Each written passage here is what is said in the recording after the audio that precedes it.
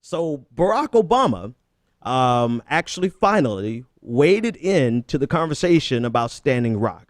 And his wading in came in the form of, one, trying to tell everyone to stay calm, because that's what President Obama does. It's like, everyone chill out and everyone, let's all be nice to each other. Despite the fact, well, anyway, we've gone over Standing Rock so many times, and it's actually happening now as we speak.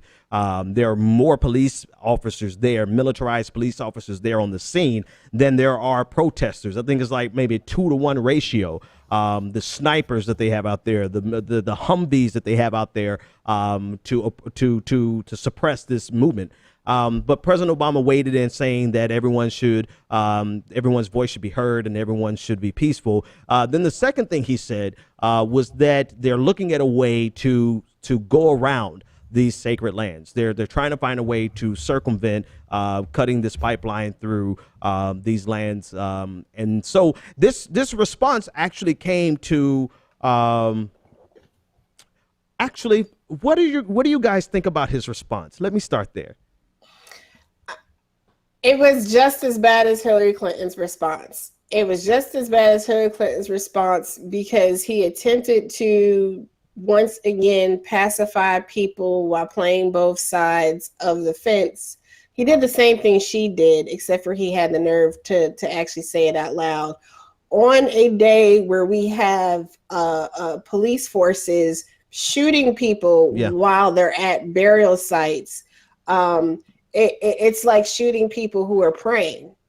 It's low, it's disgusting. And what's happening, I mean, this, you have the Democrats, you have President Obama, you have Hillary Clinton, they continue to treat this stuff as if it's, two equal sides that just need to sit down and work things out reasonably. We are way past that point. Also, this whole thing about making sure that we relocate or looking into what the possibilities are and letting this play out. The pipeline was already relocated, right? This was not the original path of the pipeline. Mm-hmm. The original path of the pipeline took it near Bismarck, where a predominantly white community, out of concerns for the water source, had it objected, and it was relocated to the path that it is on now. Mm-hmm. Now we have all this opposition. When First Peoples rise up, it's a problem. But we should just let it play out. It's already been playing out. This has already been going on since what? The spring? Yeah, like this has been going on March, for a April. minute. This has been going on for several months already. So for the president to say, "Oh, just let this play out," because it's November 2nd. If we let it play out for several more weeks, he's not president anymore, and he doesn't have to deal with it. What do you think, Brandon and David? What do you think about his response? I actually go for it, Brandon. Well, Obama always sounds like a really, really bad marriage counselor whenever he tries to get in the middle of these sort of situations. Like, he always comes across as the kind of, well, see, one side did it. Like, if you were to go to him as an abused spouse, like of a crass comparison. Well, did you burn his dinner? And it's like, what? Like what? Like what? Like what? No, there's no excuse for this kind of behavior. And it's like Anoa said, that, like, we had a not in my backyard mentality when it came to Bismarck, a predominantly white suburban area, and now we ethnicizing of the problem. People have made this issue of, like, look at those kooky Native Americans worried about the oil pipeline messing with their ancestors' spirits. It's like, no.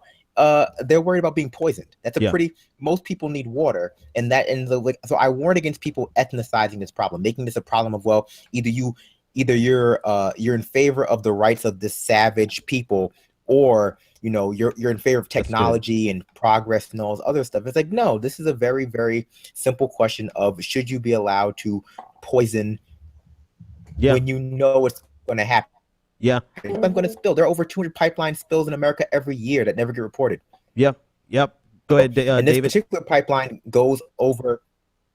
This particular pipeline goes over both the Missouri and the Mississippi rivers. Yep. So when it does spill over those rivers, it's going to poison a lot more people than simply the Native Americans. So we need to get out there and say, and pipelines break, they catch on fire, they explode. We just the same pipeline that just broke some weeks back in Alabama that, made gas really frustrating for the South, just exploded the other day. So pipelines are not the end all be all either. Yeah. So I definitely agree with what Brandon's saying. Go ahead, David.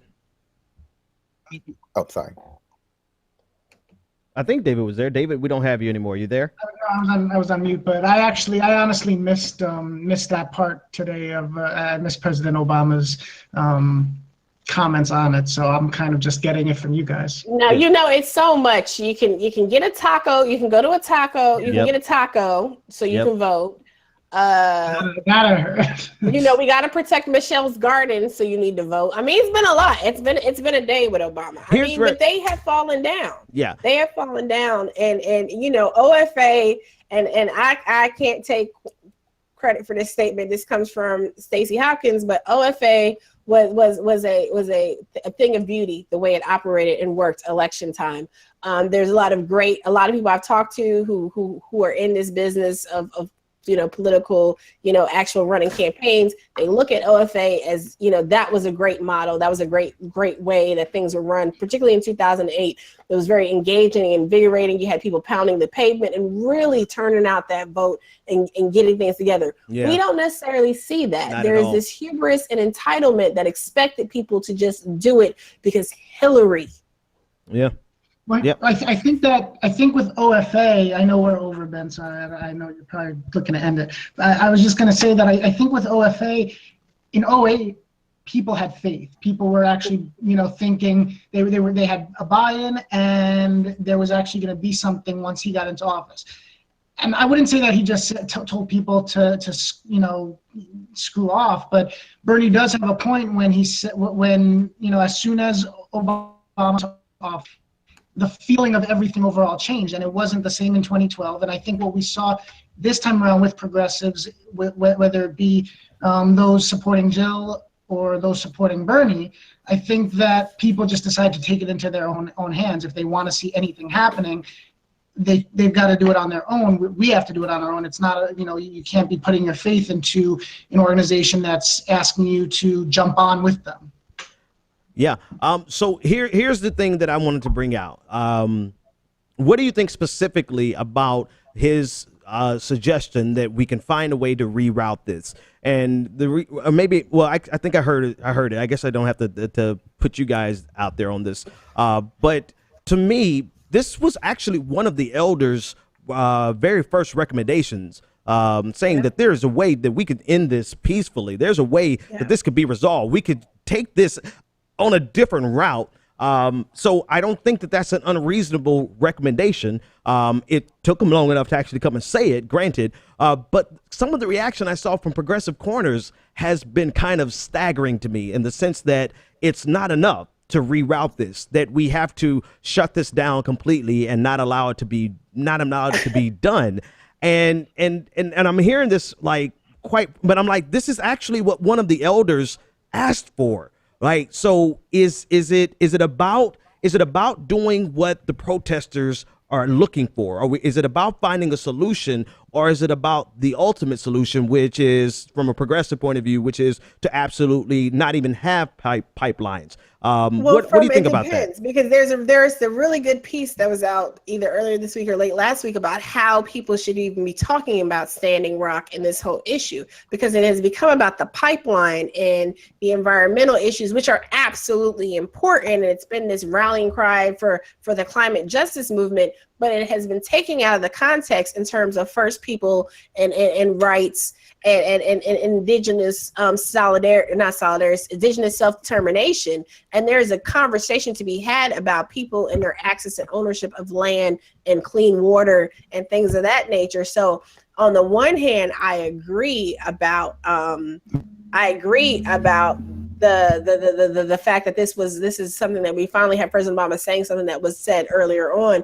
I think that's a problem. That's frustrating, though, because this could have been handled earlier on, but for this huge showing of massive self-determination and resilience, right?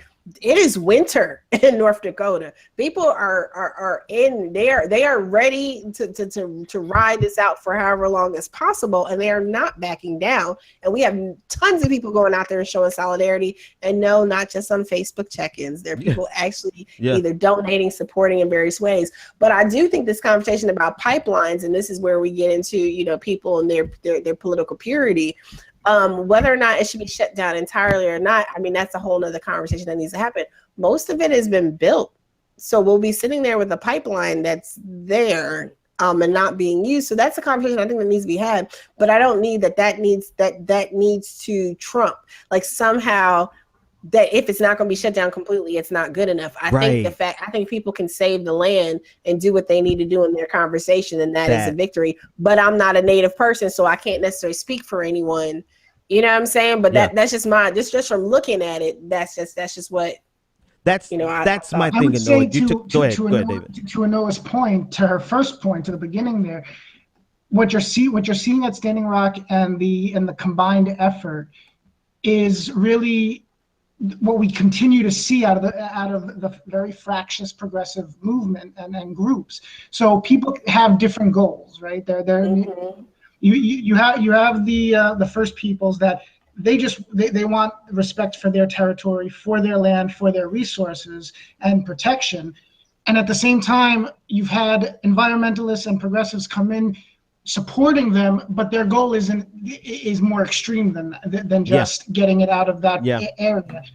We don't want it at all. And the coalition can be effective. It's a matter of if the compromise, if you can reach one goal together. That's really the friction that you're seeing. And that dovetails back to, I'm sorry, go ahead, Brandon, get that last word.